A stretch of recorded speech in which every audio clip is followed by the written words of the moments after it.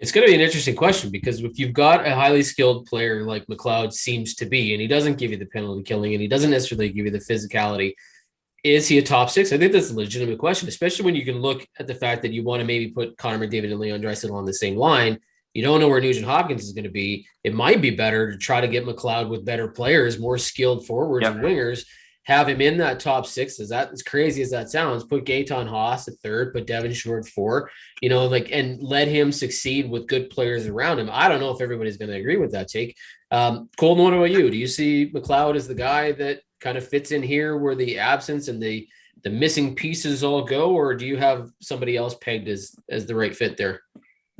It's kind of a wait and see. Like you said, he's still only 21 years old, obviously putting up big numbers in the AHL this year. And they've been high on him really since the moment they drafted him. I know they were kind of surprised they got him in the second round where they did.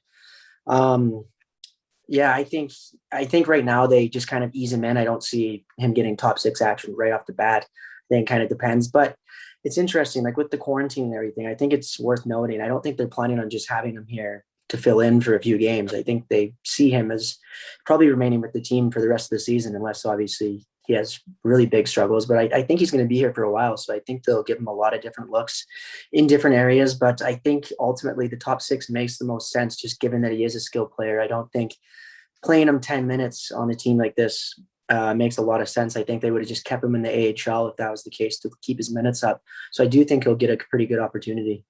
Well, I mean, they could have called other people too, right? They could have called Tyler Benson. They could have called Coop Marotti. They could have called anybody, but they chose Ryan McLeod. And to answer sort of in a different direction, so the question about will they use him and will they keep him? The Oilers have, 4 taxi squad calls after the trade deadline passes. They've already used one on Joakim Nygard.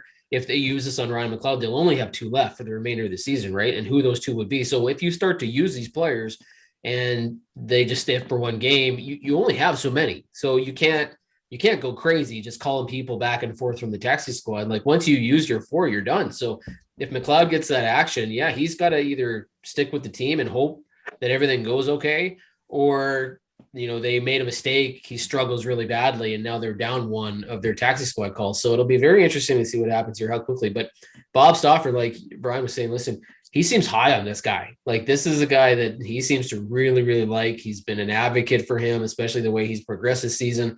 He's got a huge amount of swagger coming out of the NHL right now. Like he just really has elevated his game. Seems very confident in its offensive ability. So it'll be really interesting to see what's going on.